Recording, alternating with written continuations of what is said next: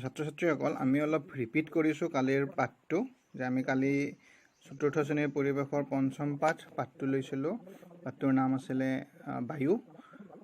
বায়ু সকলোতে আছে, তাৰে প্ৰমাণ কৰিবৰ কাৰণে আমি কি কৰিছিলোঁ, দুটা ভিডিঅ' তিনিটা তোমালোকক ভিডিঅ' দেখাইছিলোঁ। প্ৰথমটো বেলুনৰ, তাৰপিছৰটো দৌৰৰ।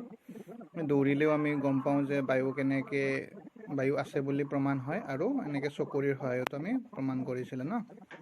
বায়ুত কিছুমান গেছ মিহলি হৈ আছে বুলি কৈছিলোঁ। তাৰে প্ৰথমটো উদাহৰণ তোমালোকক কালি কৈছিলোঁ যে অক্সিজেন গেছ আমাৰ বায়ুত আছে। তো বায়ুত থকা অক্সিজেন গেছৰ আমি প্ৰমাণ কৰিবৰ কাৰণে কালি কি কৰিছিলোঁ যে বায়ুত থকা অক্সিজেন গেছ কি কামত প্ৰয়োগ হয় সেইটো আমি কালি চাইছিলোঁ। যে পানীৰ তলত দুবাৰো যেতিয়া যায় তেতিয়া অক্সিজেন গেছৰ প্ৰয়োজন হয়। ঠিক তেনেকৈ পৰ্বতাৰোহীসকলক অক্সিজেন গেছৰ প্ৰয়োজন হয়, আৰু বহুত ক্ৰিটিকেল কণ্ডিশ্যনত থকা ৰোগীৰ ক্ষেত্ৰতো অক্সিজেন গেছৰ প্ৰয়োজন হয়। তো এইখিনিলৈকে কালি আমি শিকিছিলোঁ। তাৰপিছত মানুহ এজনৰ শৰীৰত জুই লাগিলে অক্সিজেন নোহোৱা কৰি দিলে যে জুই নুমাই যায়। নেক্সট আমি আজি চাওঁ আহা, ঠিক আছে। এইবাৰ আমি আন এটা পৰীক্ষা চাওঁ আহা, যে আমাক কৰি চাব দিছে যে কাছৰ এটা ফটচিকে চূণৰ পানী লোৱা আৰু কিছুমান ৰ'দত থৈ দি জোকাৰি চোৱা কি হয় আমাক চাবলৈ দিছে ন। গতিকে তোমালোকে চাবা মোৰ লগত যে মই কি কৰি আছো। চোৱাটো এটা কাছৰ পাত্ৰ লোৱা হৈছে, ইয়াতে দেখিছা তোমালোকে। এই কাছৰ পাত্ৰটোত কি কৰিছো, মই চূণ দি দিছো, আৰু অলপ সময় ৰাখি দিয়াৰ পিছত এই চূণ পানীখিনি কি হৈছে দেখিছা। চূণ পানীখিনি মই লগাই দিছো, কি হৈ গৈছে, ঢিলা হৈ গৈছে হয়নে। দেখিলা তোমালোকে চূণ পানীখিনি কি হৈছে, ঢিলা হৈ গৈছে। এইটোৱে আমাৰ হৈছে পৰীক্ষা। এইখিনি কোনে কৰিলে গম পাইছানে? কিহৰ কাৰণে চূণৰ পানীটো ঘোলা হ'ল তোমালোকে গম পাইছানে? নাই পোৱা ন। ইয়াতে আমাৰ কাৰ্বন ডাই অক্সাইড গেছ লগ হোৱাৰ কাৰণে চূণৰ পানীখিনি ঘোলা হৈ গৈছে। ইয়াতে লিখিছে চূণৰ পানীখিনি বগা হৈছে নে কিয় বাৰু? কাৰ্বন ডাই অক্সাইড নামৰ বায়ুত থকা এবিধ গেছৰ কাৰণে ঘোলা হৈছে। সেইটো দেখিলা তোমালোকক ইয়াতে কৈ দিছে যে চূণৰ পানী আমাৰ ঘোলা হয় কিয়? বায়ুত থকা কাৰ্বন ডাই অক্সাইড গেছ, এই গেছবিধে কি কৰিছে, চূণৰ পানীখিনিক বগা কৰিছে বা ঘোলা কৰিছে। তো আমি কি গম পালো যে মানুহকে ধৰি প্ৰাণী আৰু উদ্ভিদে নিশাহত কি গেছ এৰি দিয়ে? কাৰ্বন ডাই অক্সাইড গেছ এৰি দিয়ে। উদ্ভিদে আকৌ এই গেছৰ সহায়ত খাদ্য বস্তু প্ৰস্তুত কৰে। উদ্ভিদে আমাৰ খাদ্য যে প্ৰস্তুত কৰে, আকৌ খাদ্য প্ৰস্তুত কৰাৰ সময়ত এই গেছবিধ অৰ্থাৎ কাৰ্বন ডাই অক্সাইড গেছবিধ ব্যৱহাৰ কৰে। কাৰ্বন ডাই অক্সাইড গেছ আমাক কি কামত লাগে তোমালোকে জানানে? আমি যেনেকৈ জুই জ্বলাবৰ কাৰণে অক্সিজেন লাগে, ঠিক তেনেকৈ জুই নুমাবৰ কাৰণে আমাৰ আকৌ কাৰ্বন ডাই অক্সাইড। এই ভিডিঅ'টো চোৱাচোন।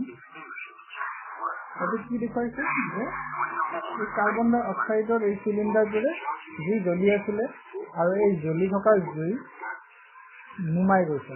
দেখিছানে তোমালোকে?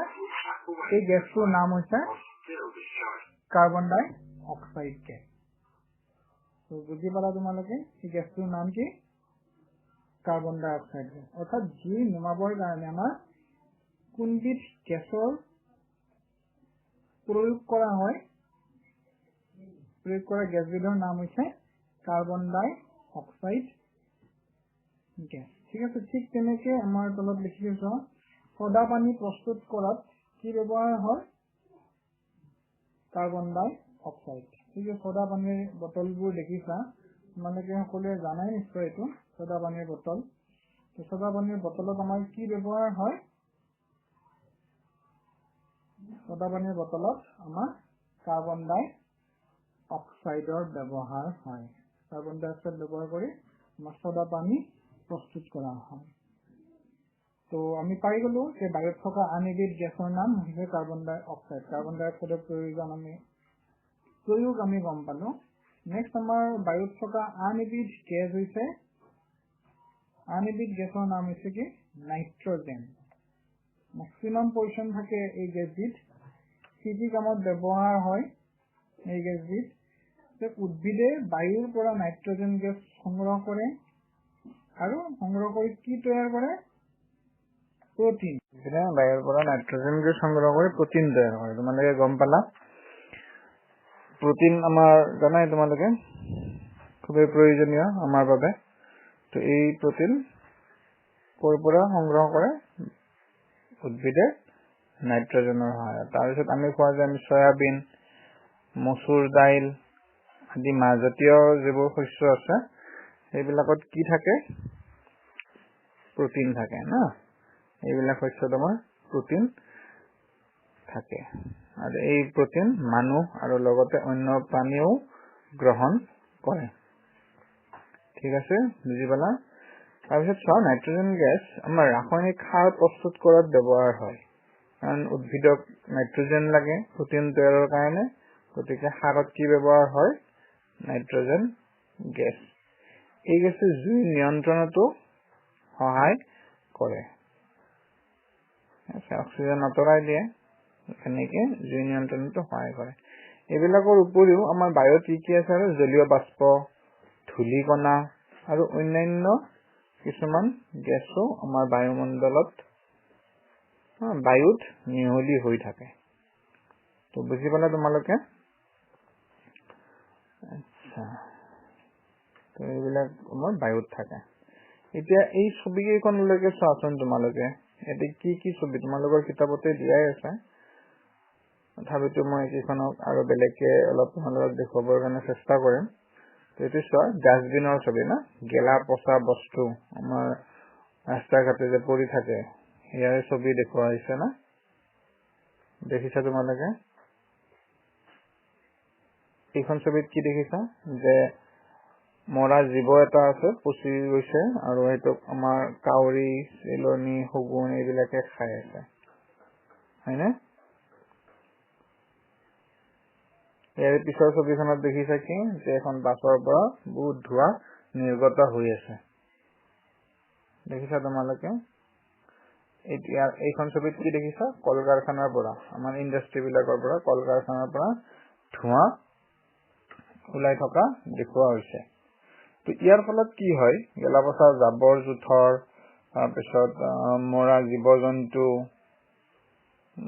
এইবিলাকৰ পৰা কি হয় আমাৰ দুৰ্গন্ধ ওলাই না এই দুৰ্গন্ধৰ ফলত ঠিক তেনেকৈ মটৰ গাড়ী কল কাৰখানা এইবিলাকৰ পৰা ওলোৱা ধোঁৱা আৰু গেছ বায়ুমণ্ডলত মিহলি হৈ কি হয় আমাৰ শৰীৰৰ অনিষ্ট কৰিব পাৰে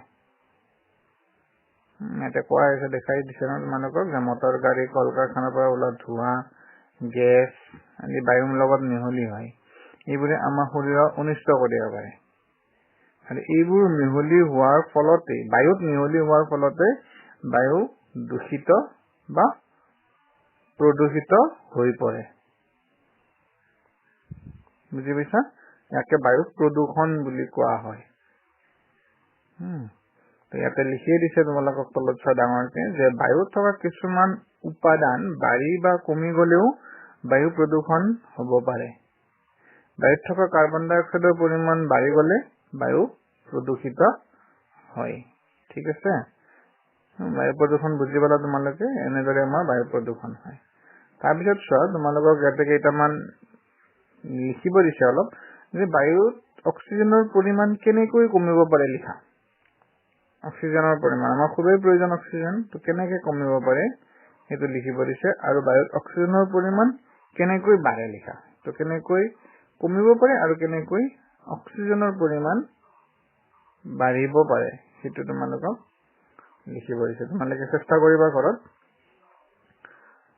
ঠিক আছে তথাপিতো ইয়াতে তলত মই অলপমান কৈ দিছো চোৱা কিতাপত দিয়ে দিছে আমাক ন যে গছ গছনি যেতিয়া আমাৰ কমি যায় কাটি দিও আমি গছ গছনি কাটি দিয়াৰ ফলত কি হয় যেহেতু গছ গছনিয়ে খাদ্য প্ৰস্তুত কৰোঁতে কাৰ্বন ডাই অক্সাইড আৰু অক্সিজেন এৰি দিয়ে তাৰ ফলত গছ গছনি কাটি দিয়াৰ ফলত আমাৰ বায়ুত অক্সিজেনৰ মাত্ৰা কমি যায়